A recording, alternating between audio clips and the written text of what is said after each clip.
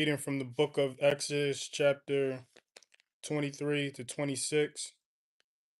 Bear with me as I try to get through this, y'all willing.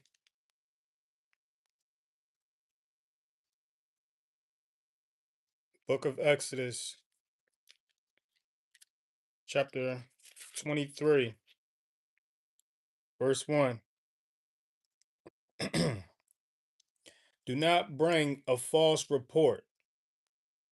Do not bring a false report. That means making up lies about yourself, making up lies about people, you know, lying on people, lying about things you've seen. Do not bring a false report. Do not put your hand with the wrong to be a malicious witness. So do not back up anybody's story that is false. Do not back up anyone's story that is false. Do not do not say you were there when you weren't, you know, do not false witness. Even if this person is your family, even if this person is your friend, you can't. That's why it's rough, in following the instructions of to follow the instructions of God, and you know be family and be friends with people. Because these family and friends, they may need you to lie. That's just the facts. And it's certain situations, require you to protect your family, from those who oppress and wish to do them harm. So you may have to, protect them with, you know, making up something. But outside of that, if it doesn't require protecting, someone, yeah, we're not to do that. We're not to go about that.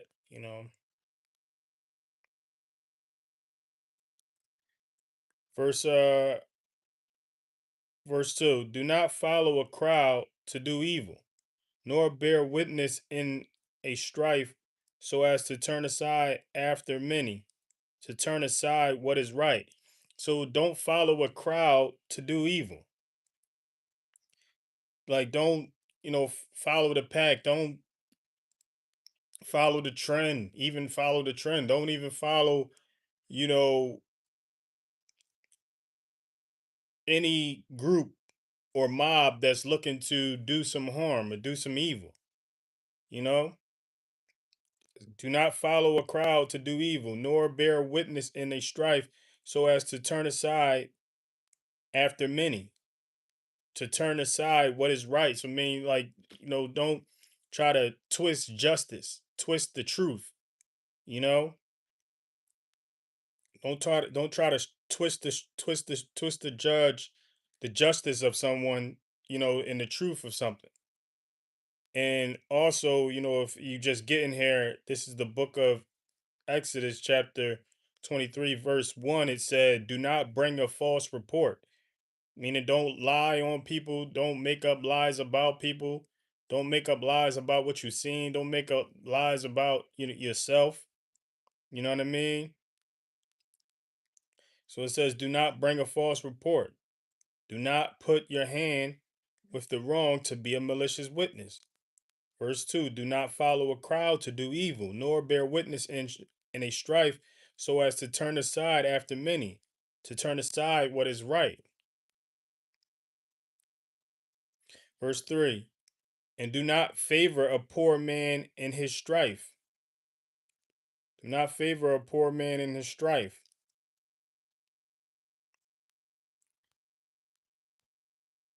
Wonder what that means. Let's look it up in another version. Do not favor a poor man in his strife.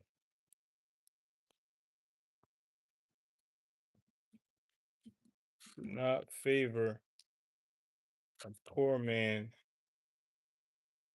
in his strife. What are we saying there?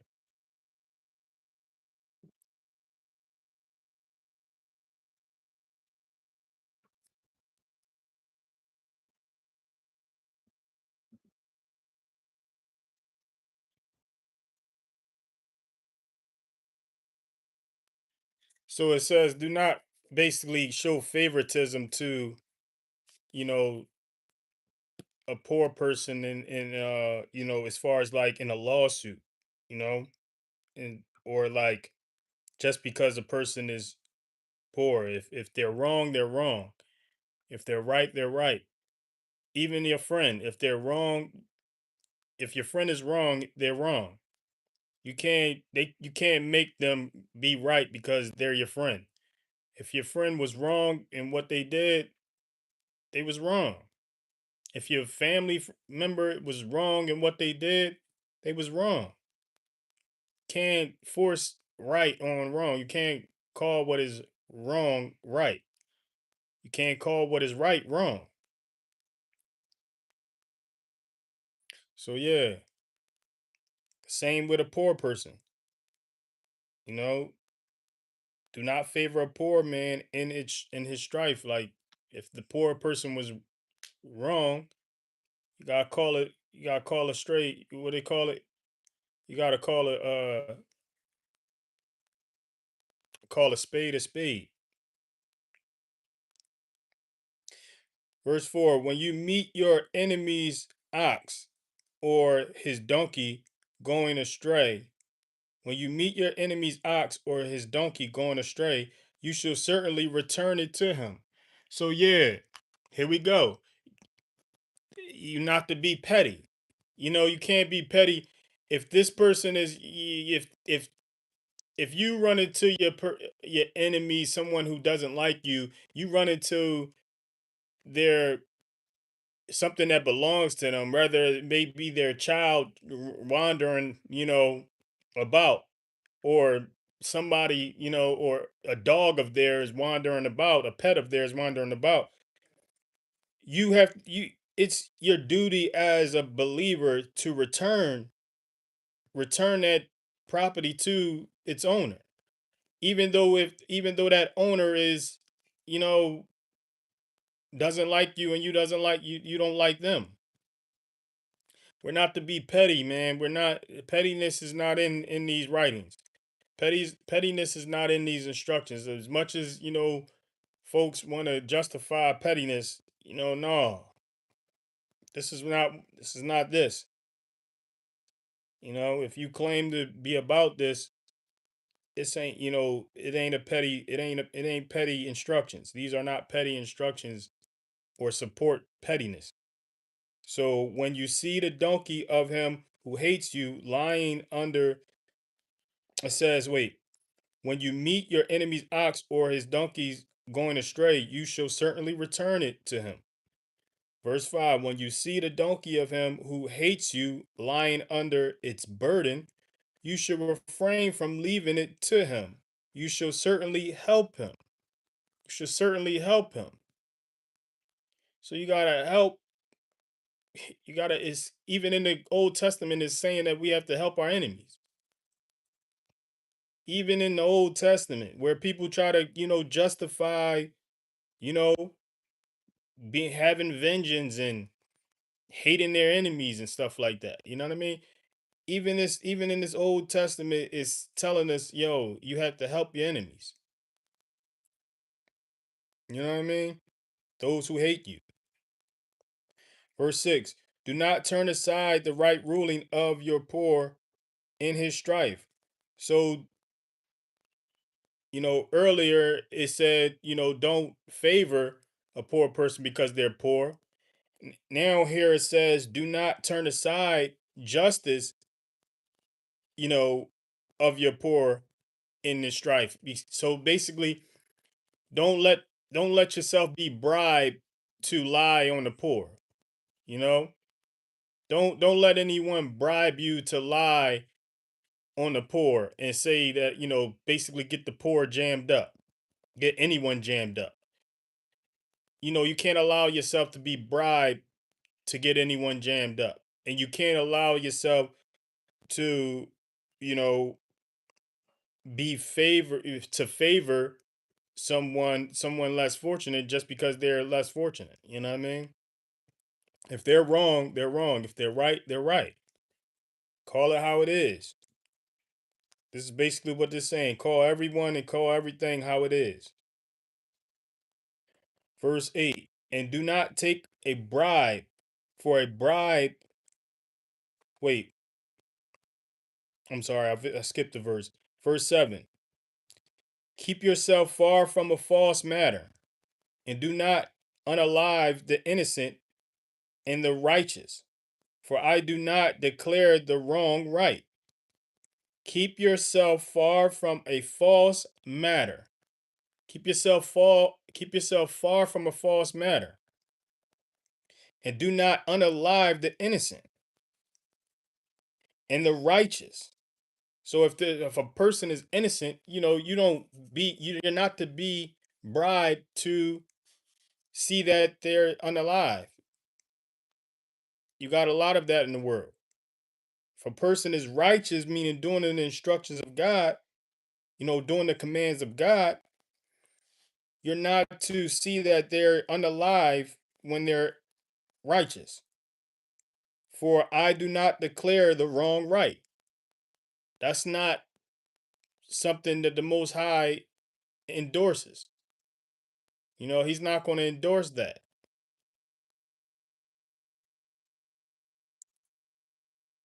Verse 8. And do not take a bribe, for a bribe blinds the seeing one and twists the words of the righteous.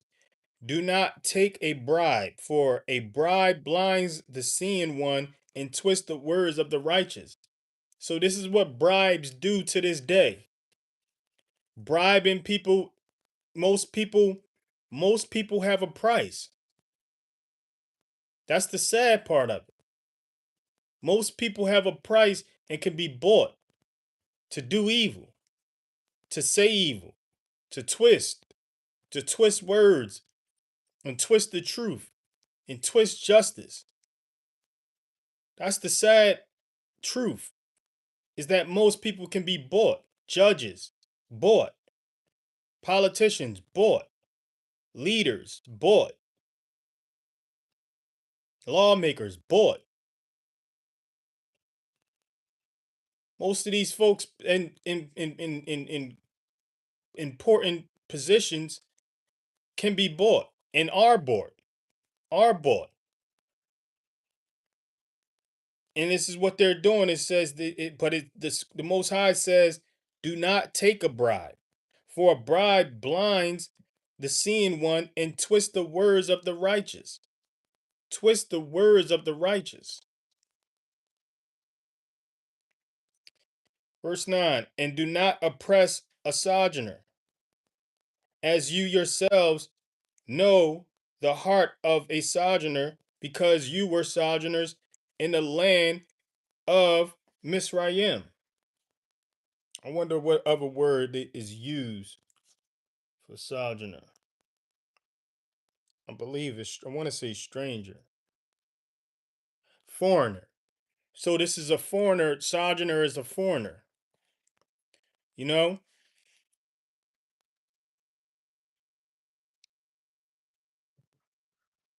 So it's like you're not to oppress a foreigner, as you yourselves know the heart of a foreigner, because you were foreigners in the land of Misraim. So if someone doesn't look like you, you're not to oppress them.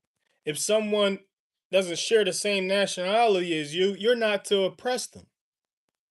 We're not to oppress them. Most High said not to impress, oppress those who are foreigners, not to impress, not to oppress the foreigners. We're not to oppress the foreigners, man. We were foreigners ourselves. Verse 10. And for 6 years you are to sow your land, and shall gather its increase. So 6 years you sow the land, gather the increase. 6 years, sow the land, gather the increase. Y'all willing, man. I can't wait to get a land so I can sow on. A land for me to sow on and for 6 years and gather the increase. So that's what it's about. That's what it's about.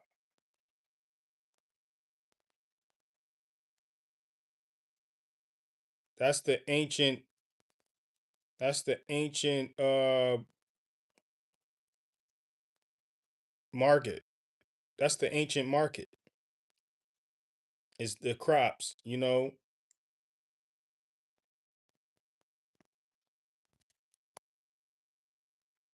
Verse 11.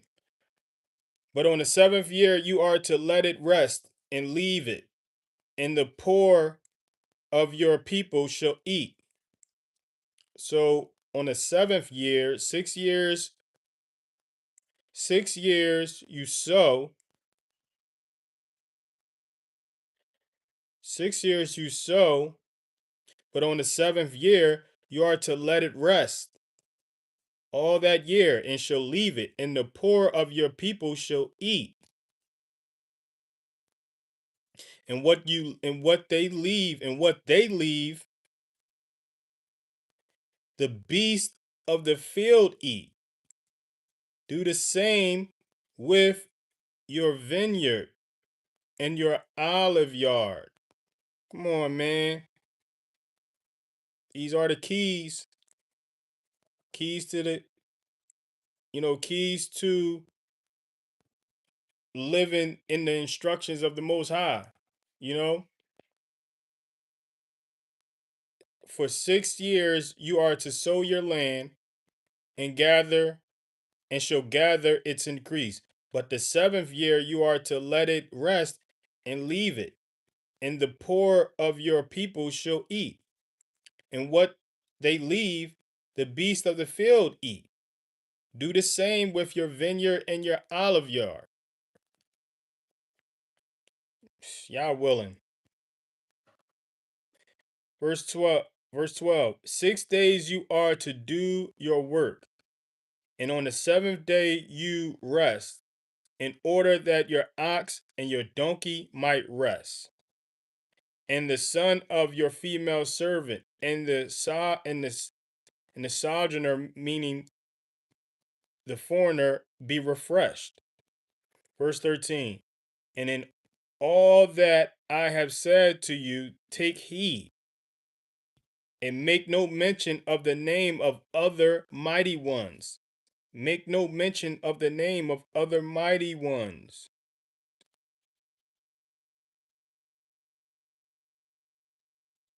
Make no mention of the name of other mighty ones. Let it not be heard from your mouth. So this this is basically saying, like, you may hear a lot of people say, oh, that's a false god or a false deity, and you know we're not to even be discussing these false gods or false deities. We're not to even acknowledge their existence. That's this whole point. We're not to even acknowledge the existence of false deities and false gods. We're not to even acknowledge their existence. They don't exist. They're not real. And this is the mind state we should have and take on and take in. Verse 14. 3 times in the year you are to celebrate a festival to me. Verse 15. Guard the festival of Matzah. 7 days you eat unleavened bread, as I commanded you, at the time appointed in the new moon of Abib.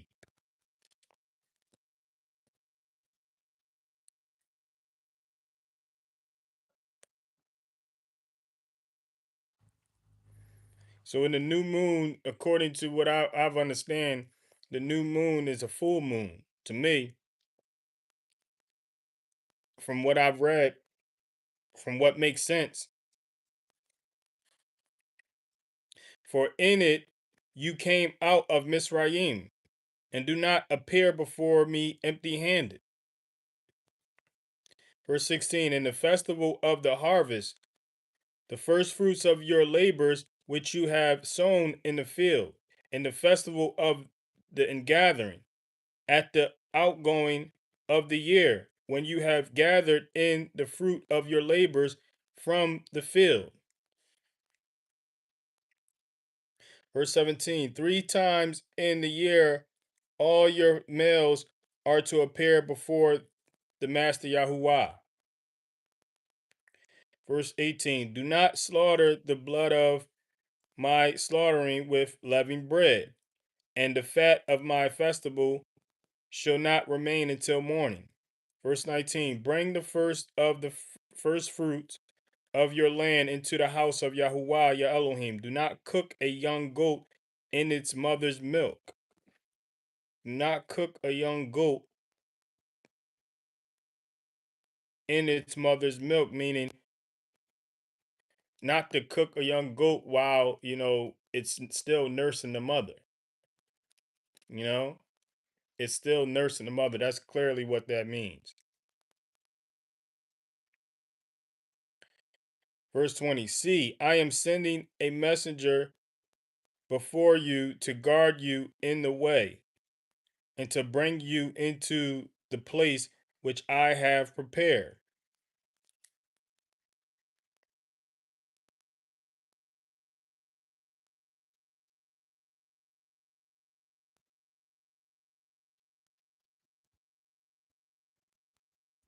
Verse 21, be on guard before him and obey his voice. Do not rebel against him, for he is not going to pardon your transgression. For my name is in him. So this is what this is what I believe the folks are waiting on to this day, as far as like the Mashiach, the Messiah. A lot of a lot of certain groups of people are waiting due to this verse right here. Verse 22. But if you diligently obey his voice and shall do all that I speak, then I shall be an enemy to your enemies and a distresser to those who distress you. Verse 23, for my messenger shall go before you and shall bring you in to the Amorites and the Hittites and the Perizzites and the Canaanites and Hivites and the Jebusites, and I shall cut them down. I shall cut them off. Verse 24, do not bow down to their mighty ones, nor serve them, nor do according to their works, but without fail overthrow them, and without fail break down their pillars. So these statues, you know, all of that, break them down. Do not serve them, nor do according to their works. Verse 25, and you shall serve Yahuwah your Elohim, and he shall bless your bread and your water, and I shall remove sickness from your midst. So here we go. The blessing, as far as blessed, the food being blessed, when you know, your food is blessed if you serve Yah, if you serve him, if you simply serve Yah, your food is blessed. You don't have to get into, you know, blessing, give thanks for the food.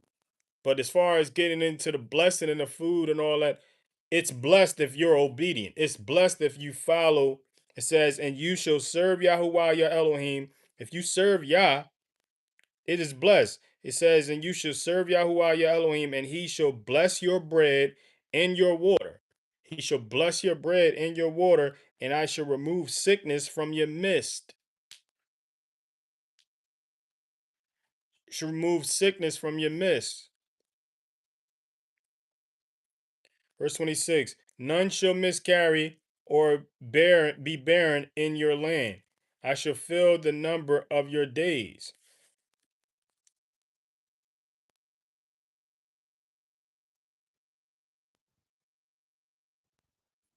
Verse 27. I shall send my fear before you and cause confusion among all the people to whom you come, and make all your enemies turn their backs to you. Verse 28. And I shall send hornets before you, which shall drive out the Hivites, the Canaanites, and the Hittites from before you. Verse 29. I shall not drive them out from before you in 1 year, lest the land become a waste and the beasts of the field become too numerous for you.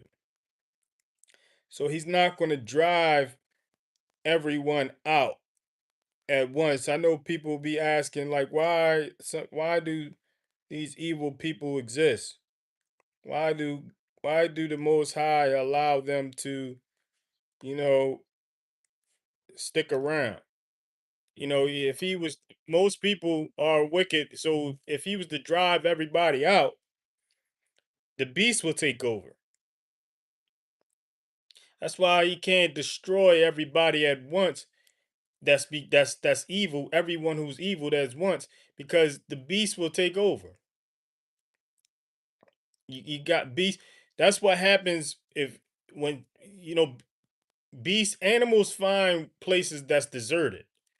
So if if a place is deserted, if he deserts a place, if the Most High wipes out all the people that you want wiped out, all the evil people that you want wiped out, if he wipes all the people out that you want wiped out, it's going to be a lot of people, and that's going to lead animals to capitalize, in the area, where they think they can capitalize in.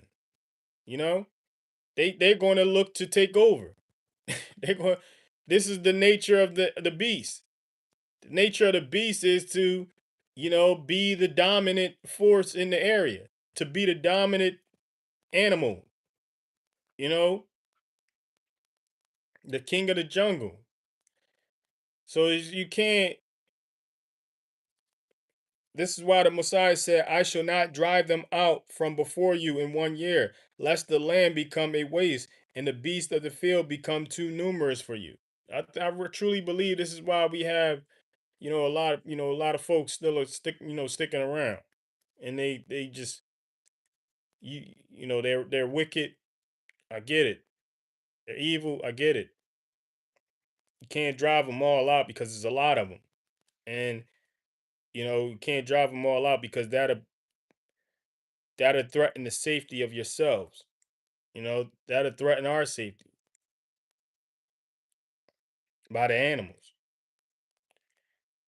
Verse 30. Little by little I shall drive them out from before you until you have increased and you inherit the land. So little by little, driving them out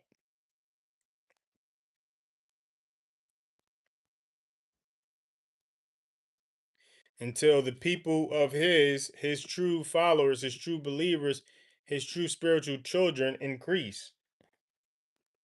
And it's our duty to increase his true believers by sharing these teachings, his instructions, sharing the teachings of his only begotten son, sharing the demonstrations of his only begotten son, making disciples of the nations.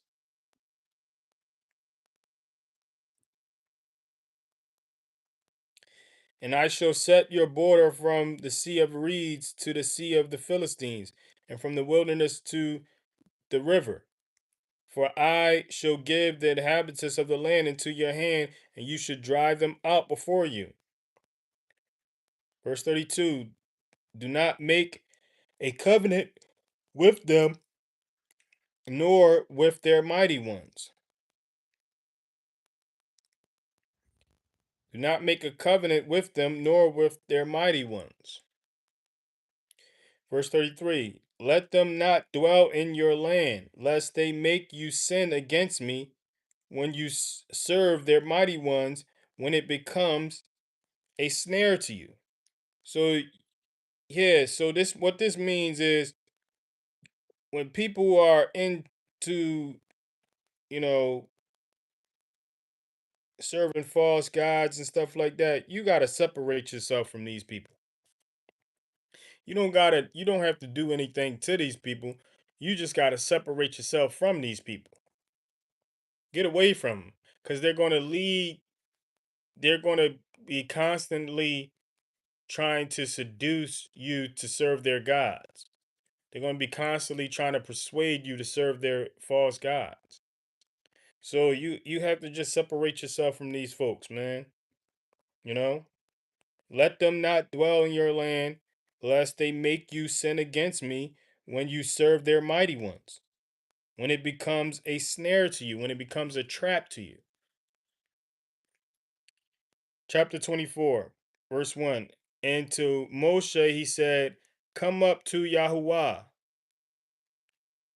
you and Aaron, Nadab and Abihu, and 70 of the elders of Yisrael, and you shall bow yourselves from a distance.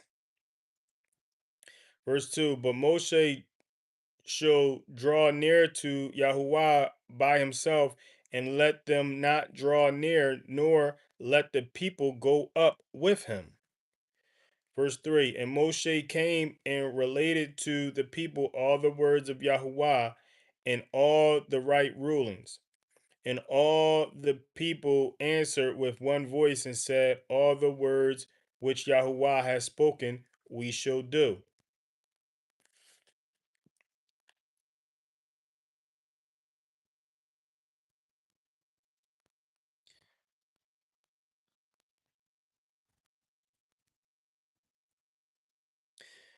Verse 4. And Moshe wrote down all the words of Yahuwah and rose up early in the morning and built a slaughter place at the foot of the mountain and 12 standing columns for the 12 tribes of Yisrael.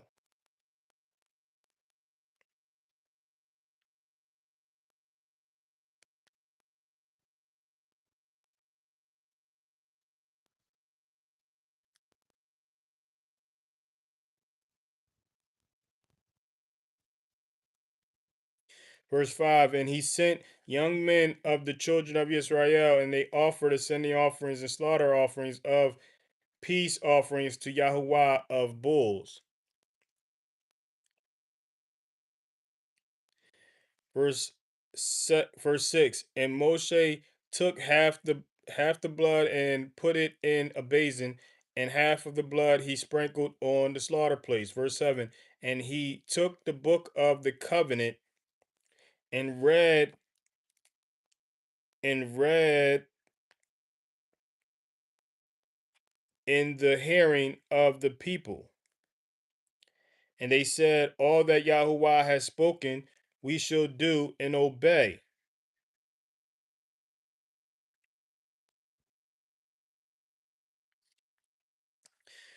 Verse 8. And Moshe took the blood and sprinkled it on the people and said, see the blood of the covenant which Yahuwah has made with you concerning all these words. Verse 9. And Moshe went up, also Aaron, Nadab, and Abihu, and 70 of the elders of Yisrael. Verse 10. And they saw the Elohim of Yisrael, and under his feet like a paved work of safe sapphire stone, and like the heavens for brightness.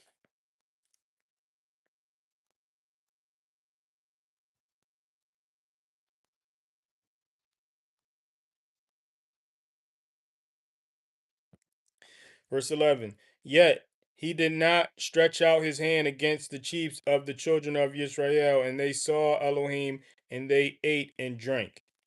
Verse 12. And Yahuwah said to Moshe, come up to me on the mountain and be there, while I give you tablets of stone, and the Torah, and the command which I have written to teach them. I have written to teach them. So this the Most High written this himself.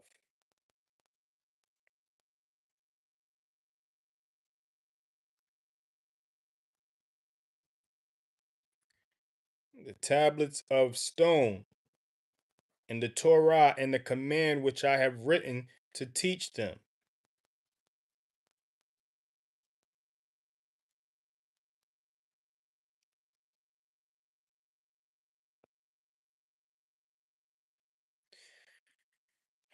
Verse verse 13. And Moshe arose with his assistant Yahushua, and Moshe went up to the mountain of Elohim. Verse 14. And he said to the elders, wait here for us until we come back to you, and see, Aaron and Hur are with you. Whoever has matters, let him go to them. Verse 15. And Moshe went up into the mountain, and a cloud covered the mountain. Verse 16. And the steam of Yahuwah dwelt on Mount Sinai, and the cloud covered it for 6 days. And on the seventh day he called to Moshe out of the midst of the cloud. Verse 17. And the appearance of the steam of Yahuwah was like a consuming fire. And the appearance of the steam of Yahuwah was like a consuming fire on top of the mountain before the eyes of the children of Israel.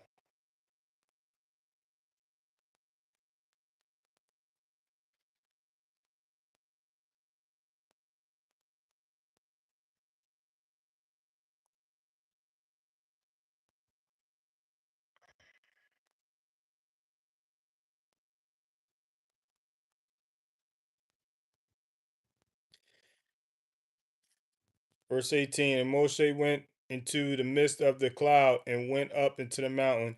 And it came to be that Moshe was mountain on the mountain 40 days and 40 nights.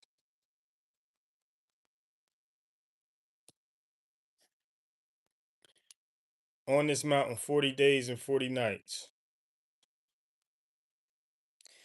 Chapter 25, verse 1. And Yahuwah spoke to Moshe, saying, verse 2, speak to the children of Israel that they take up a contribution for me. From everyone whose heart moves him, you shall take up my contribution.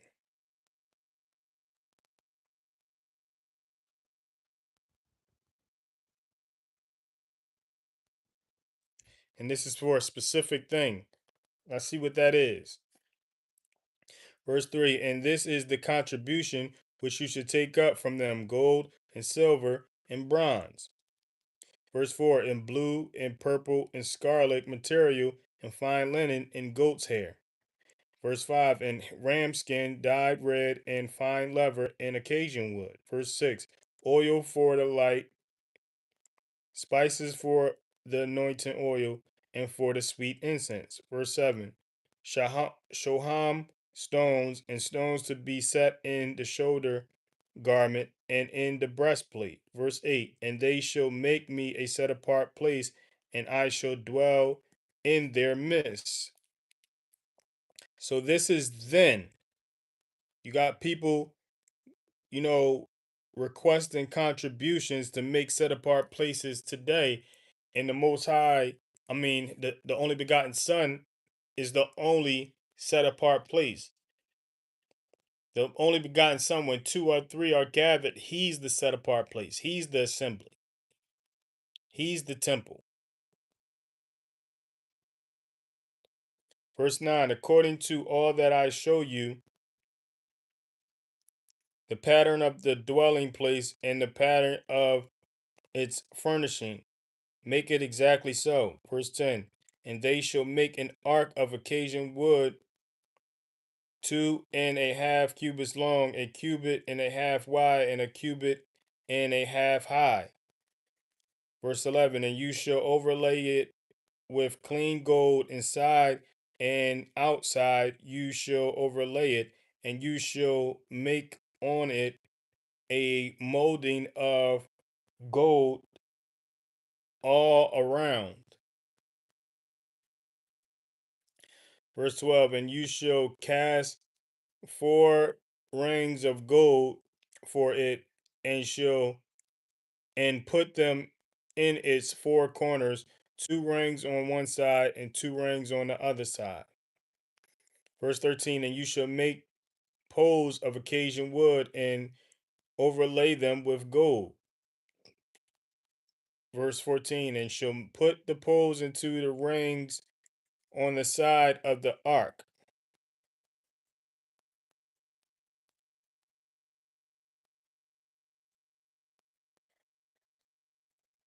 to lift up the ark by them. Verse 15, the poles are in the rings of the ark, they are not taken from it. Verse 16, and into the ark you shall put the witness which I give you.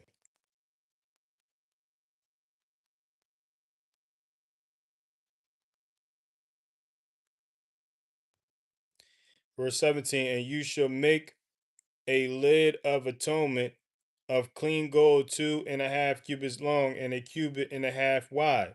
Verse 18, and you shall make 2 cherubim of gold, make them of beaten work at the 2 ends of the lid of atonement. Verse 19, and make one cherub at one end and the other cherub at the other end, and make the cherubim from the lid of atonement and its 2 ends.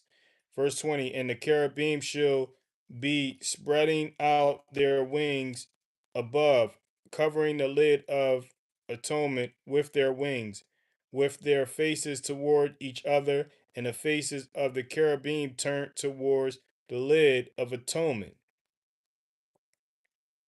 Verse 21, and you shall put the lid of atonement on top of the ark, and put into the ark the witness which I gave you.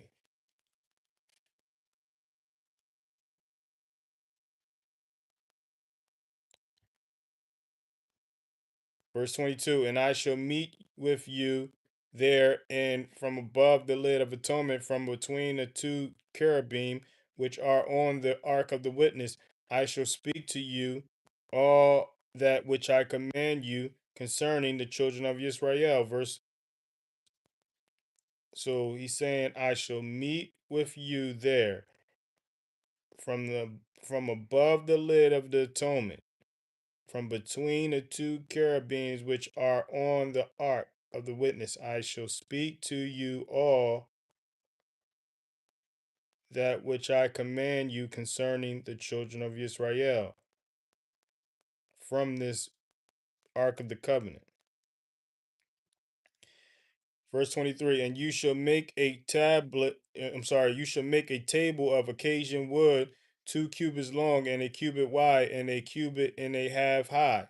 Verse 24, and you shall overlay it with clean gold and shall make a molding of gold all around. Verse 25, and shall make for it a rim of a handbreadth all around, and shall make a gold molding for the rim all around. Verse 26, and you shall make for it 4 rings of gold, and put the rings on the 4 corners that are at its 4 legs.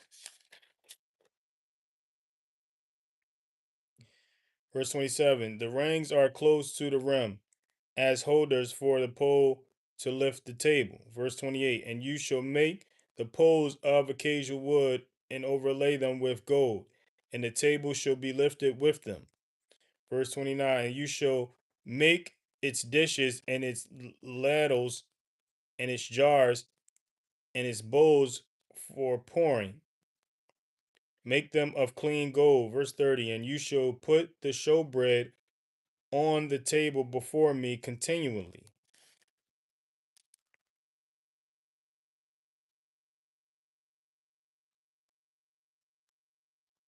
Now keep in mind, this is for the set apart place.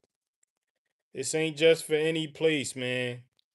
This is for the this was for the set apart place. This is not just for any place, any place in you for you to call a set apart place. Verse 31, and you shall make a lampstand of clean gold. The lampstand is made of beaten work. Its base and its shaft, its cups, its ornamental knobs and blossoms are from it. So this is the menorah, what is known as the menorah. I believe so. We're going to keep reading. And 6 branches shall come out of its sides. 6, not 7. 3 branches of the lampstand out of one side, and 3 branches of the lampstand out of the other side. So 6, not 7, not 9, 6.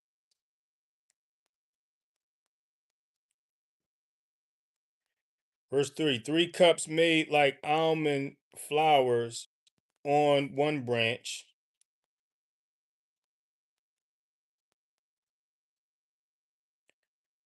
with ornamental knob and blossoms, and 3 cups made like almond flowers on the other branch, with ornamental knobs and blossoms. So for the 6 branches coming out of the lampstand. Verse 4, verse 34. And on the lampstand itself are 4 cups made like almond flowers with ornamental knob of blossom. Verse 35. And the knob under the first 2 branches of the same, and a knob under the second 2 branches of the same, and a knob under the third 2 branches of the same, according to the 6 branches coming out of the lampstand. Verse 36. And their knobs and their branches are of the same, all of it one beaten work of clean gold. And you shall make 7 lamps for it, and they shall mount its lamps so that they give light in front of it.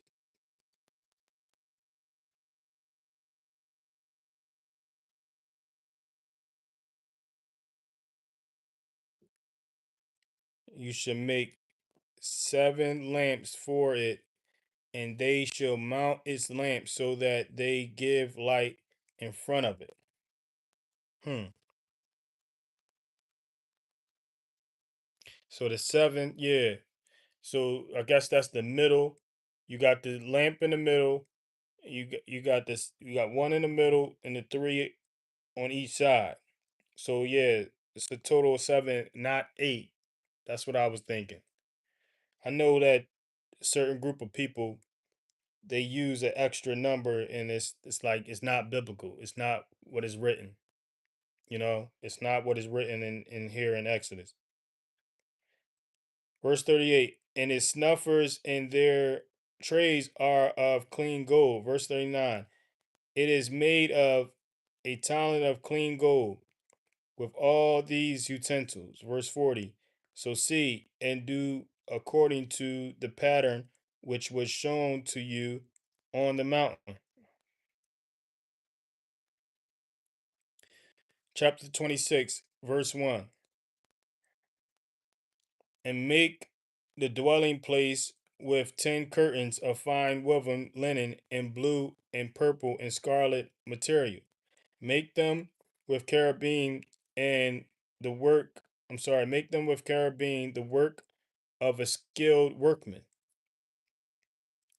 Verse 2. The length of each curtain is 28 cubits, and the width of each curtain 4 cubits. All the curtains have one measure. Verse 3. 5 curtains are joined to each other, and 5 curtains are joined to each other. Verse 4. And you shall make loops of blue on the edge of the end curtain on one set, and do the same on the edge of the end curtain of the second set. Verse 5. Make 50 loops in the one curtain, and make 50 loops on the edge of the end curtain of the second set. the loops being opposite to each other. Verse 6, and you shall make 50 hooks of gold and shall join the curtains together with the hooks, and the dwelling place shall be one. Verse 7, and you shall make curtains of goat's hair for a tent over the dwelling place. Make 11 curtains. Verse 8, the length of each curtain is 30 cubits, and the width of each curtain 4 cubits, one measure to the 11 curtains. Verse 9, and you shall join the 5 curtains by themselves and the 6 curtains by themselves, and you shall double over the 6 curtains at the front of the tent. Verse 10, and you shall make 50 loops on the edge of the curtain that is out outermost in one set, and 50 loops on the edge of the curtain of the second set. Verse 11, and you shall make 50 bronze hooks and put the hooks into the loops and join the tent together, and it shall be one. Verse 12, and the overlapping part of the rest of the curtains of the tent, the half curtain and that remains shall hang over the back of the dwelling place.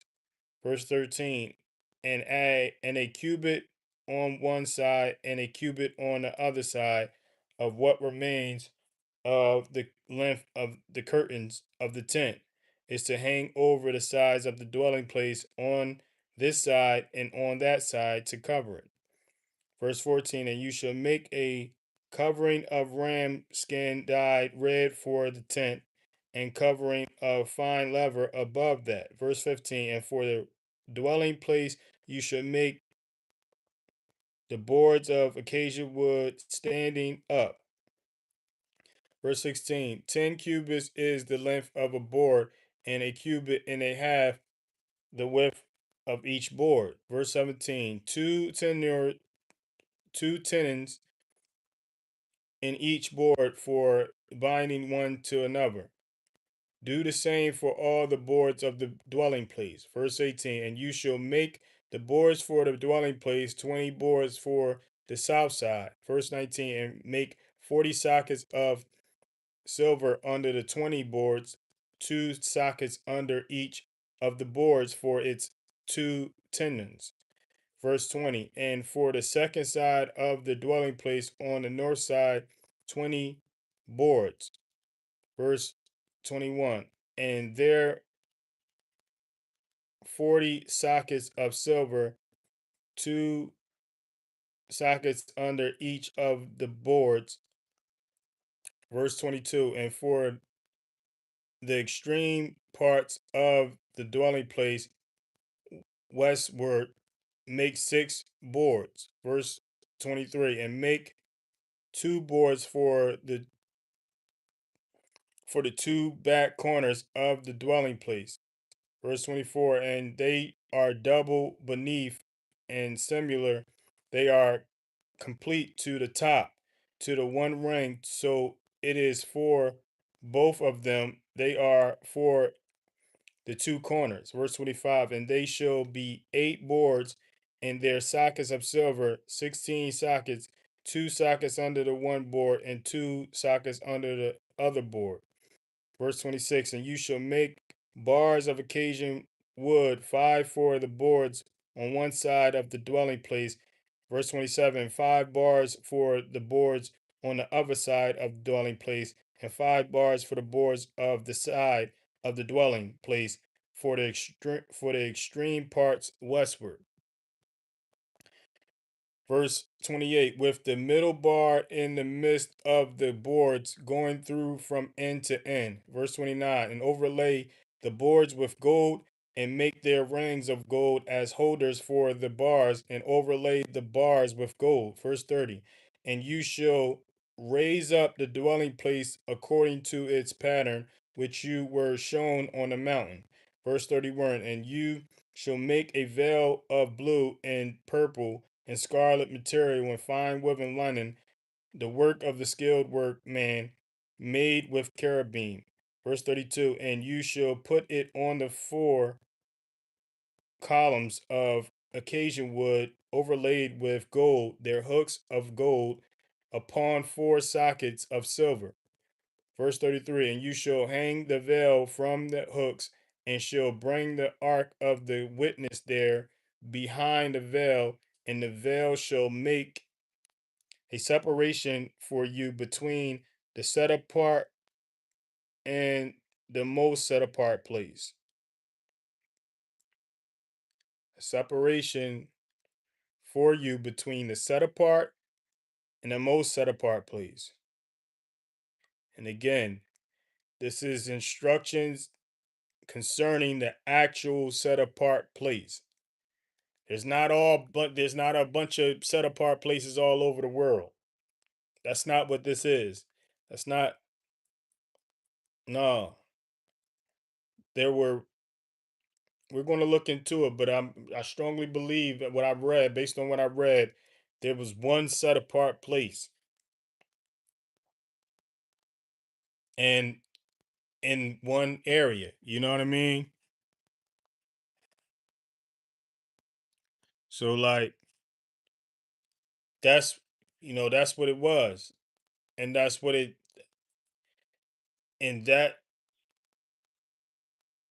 was then, and that's what the Most High, the Messiah came along and said how there will be no stone on top of each other, meaning like there will be a day where the set apart places you know is no more, and in that place you will see destruction, and how that will be a sign.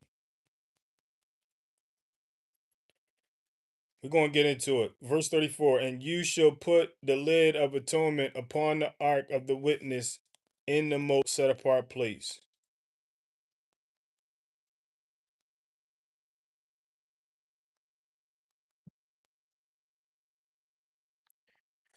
Verse 35, and you shall set the table aside.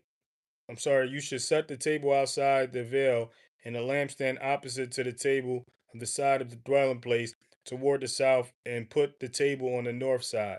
Verse 36, and you shall make a covering for the door of the tent of blue and purple and scarlet material, and fine woven linen made by a weaver. Verse 37, and you shall make for the covering 5 columns of Cajun wood, and overlay them with gold, their hooks of gold, and you shall cast 5 sockets of bronze for 5 sockets of bronze for them. Now, I want to go to that was the end of Exodus chapter 23 to 26, right? But just so we are clear, like the set apart place was the set apart place. It's not a whole bunch of set apart places, and we're going to see how the Messiah said, like, yo, that's going to be done away with. You know what I mean? That ain't that's going to be no more. You know, there's going to be a time where that's you know non-existent.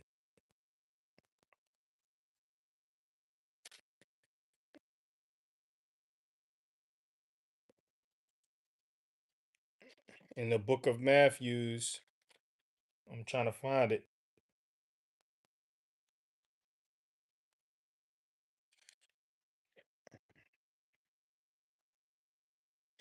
In the book of Matthew's, chapter 21, is it 21? Wait, not 21.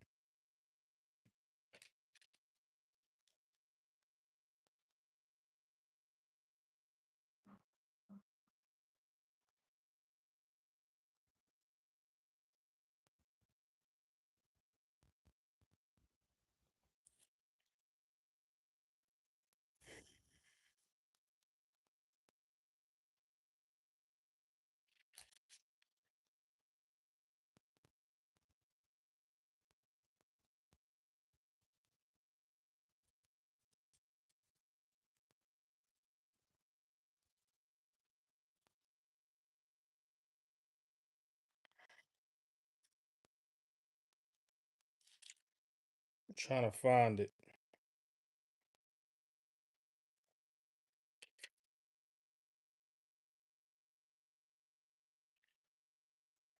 I want to say it was in 23.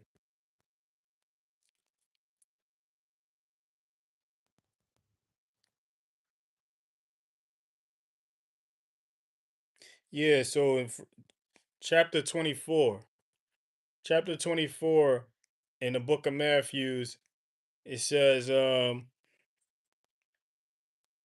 appreciate it. It says, and going out, Yahuwah went away from the set apart place, and his taught ones came near to point out to him the buildings of the set apart place. And and Yahushua said to them, do you not see all these? Meaning these buildings of the set apart place? Truly I say to you, not one stone shall be left here upon another at all, which shall not be thrown down. So this is he's basically letting them know like it's going to be done away with. The buildings that's going to be that's going to be something for us to see and look and be and know this is the abomination that lays waste.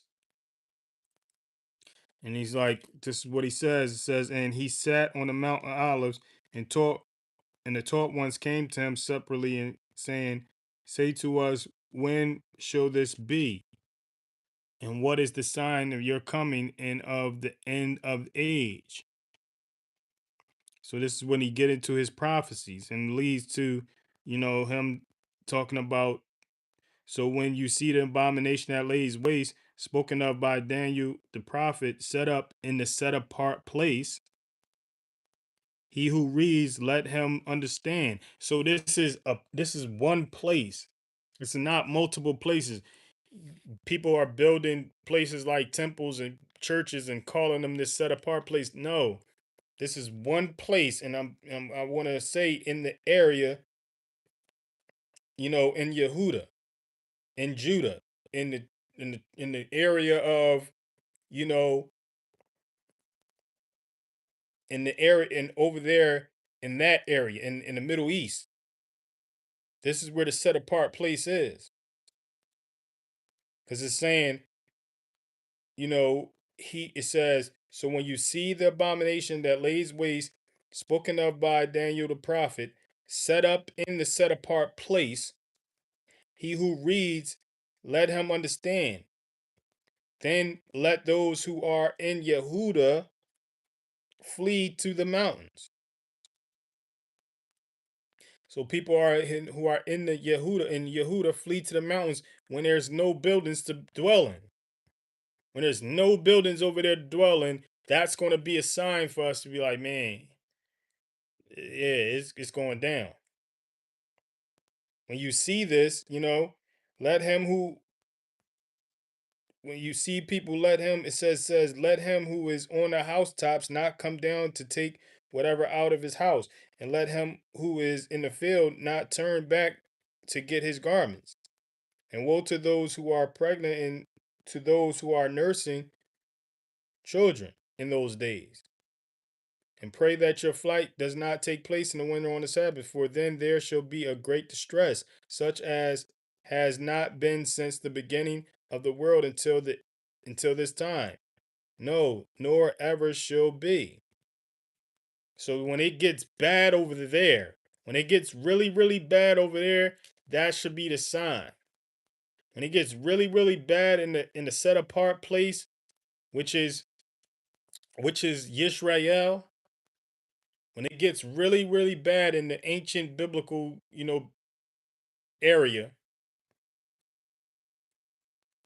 and all is at, all the buildings are knocked down and wiped out and people fleeing. That's that's when distress, for there shall be a great distress, such as has not been since the beginning of the world until the time, nor ever shall be. Now, I don't want to get too much into that, but I want to go and point out where he spoke on him being him he being the stone that was rejected. He was him saying that he was the stone that was rejected. Let me see.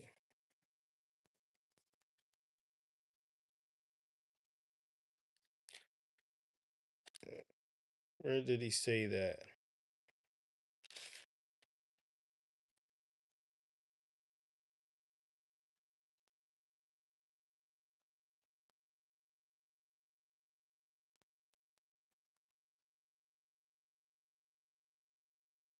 So yeah, this is in chapter 21, and he says, they said to him, evil ones, he shall bring them to the evil destruction and leave the vineyard to the other farmers who shall give to him the first fruits of their season. And Yahushua said to them, did you never read the scriptures? The stone which the builders rejected has become the chief cornerstone. This was from Yahuwah, and it is marvelous in our eyes. Verse 43, because of this I say to you, the reign of Elohim shall be taken from you and given to a nation, bringing forth its fruit, bringing forth the fruits of it. So, and earlier in this chapter, he talks about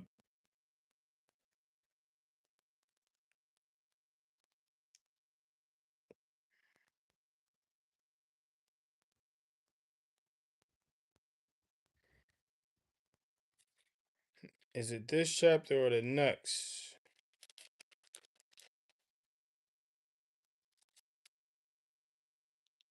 But he talks about being the you know the uh the master of the Sabbath.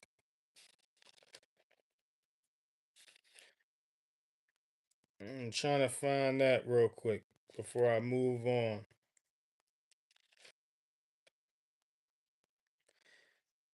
So yeah, in chapter 12 of Matthew's, he says, he says, but I say to you that in this place there is one greater than the set apart place. In this place, so in this place where they were was the set apart place. So let's see where this is. At the time, Yahushua went through the grain fields on the Sabbath, and his taught ones were hungry and began to pluck heads of grain to eat. And when the Pharisees saw it, they said to him, look, your taught ones are doing what is not right to do on the Sabbath. Verse 3, but he said to them, have you not read what David did when he was hungry, and he and those who were with him? Verse 4, how he went into the house of Israel and ate the showbread, which was not right. Remember the showbread we was just talking about in Exodus, for him to eat. It was not right for him to eat, nor for those who were with him, but only for the priests. Verse 5, or did you not read in the Torah that on the Sabbath the priests in the set apart place profane the Sabbath and are blameless? Verse 6, but I say to you that in this place there is one greater than the set apart place. Verse 7, and if you had known what this means, I desire compassion and not offering, you would not have condemned the blameless. So he's basically he's basically declaring that, that his disciples were blameless just, because they were eating, they were just eating, simply eating on the Sabbath. You know, they were blameless. And the and how he was pointing out how, the Pharisees should have had compassion on them for this, because he desired compassion, not offering. And if you know what desiring compassion and not the offering, you would know that the compassion trumps all offerings. It's a whole nother lesson, man. But we're gonna end this live and move. I'm gonna get back on and start a new live reading from the book of I want to say I'm still in Jeremiah. We're gonna be reading from the book of Jeremiah. And yeah, So I'm gonna end this live and get back on reading from the book of Jeremiah. But I'm gonna bless us out. I'm gonna bless us out according to the blessing that was given to Moshe to bless the people in the book of Numbers, chapter 6, verse 23 to 26. Receive your blessing. May Yahuwah bless you and guard you, Barak you and guard you. May Yahuwah make his face shine upon you and show favor to you. May Yahuwah lift up his face upon you and give you peace. Till next time, if you're able to pop back on with me. If not, peace, love, Shabbat Shalom, peace, and love.